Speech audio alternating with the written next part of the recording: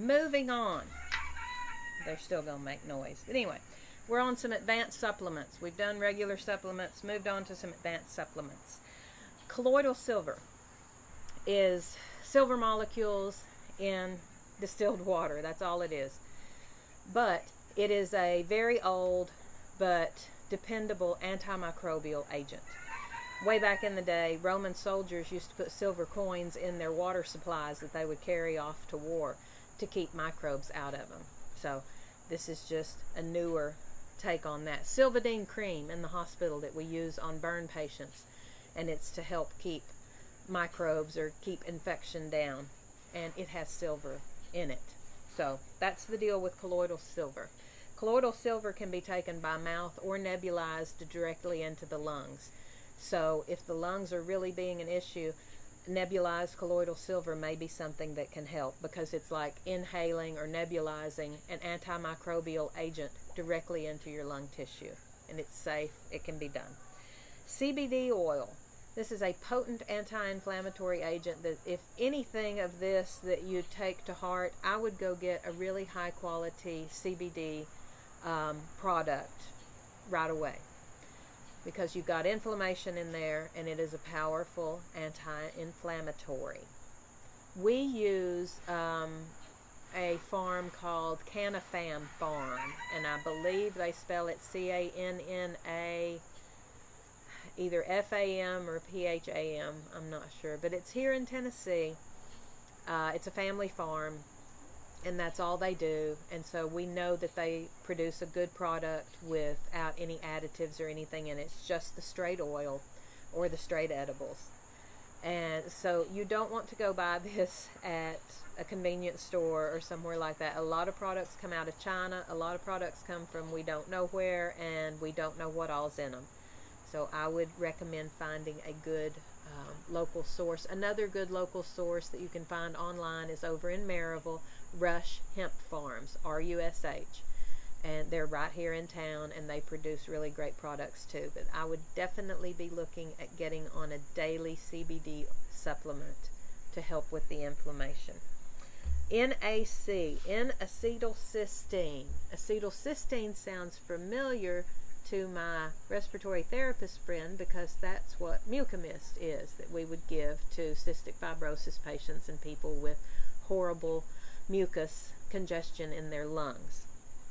Now, NAC comes as a supplement, as a pill or a capsule. And right now, the FDA is trying to take it off of the market. Is it because we have found that it helps the lungs of people with COVID and such? I don't know. Maybe, maybe not. But anyway, it's getting a little bit hard to find. I have found, I think I bought 3 bottles of NAC. And I believe it was called, the brand name was called Breathe MD. I'm going to look back at that and I'll let you know.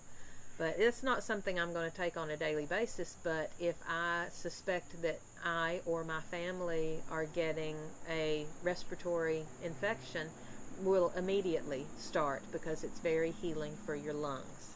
NAC, N-acetylcysteine. Mullein, M-U-L-L-E-I-N, a roadside weed that you can find anywhere around here in Tennessee. But the dry herb or the extract is incredibly lung healing. You can even take mullein, put it in a pipe and smoke it, and it is good for your lungs. So that's just a herbal supplement you may want to think about, is look at some mullein products. It can be made into tea, into tincture, into an extract, into a capsule, you name it. It's just a dry herb. Again, it is a roadside weed here in Tennessee. It's everywhere, but incredibly effective for lung healing. I showed you the astaxanthin. That's one I had put on the advanced list. And then fulvic and humic acids. They have a lot of high mineral content. We are really, really deficient in minerals. The fulvic acid, or fulvic and humic acid product that I use is, we affectionately term it my dirt tea, because essentially it's the minerals that are in dirt. And mine happens to be in a liquid that I put in a glass of water. You can't taste it. It might taste a little minerally maybe, but that's another one to think about. That's another advanced one to think about just in body healing in general.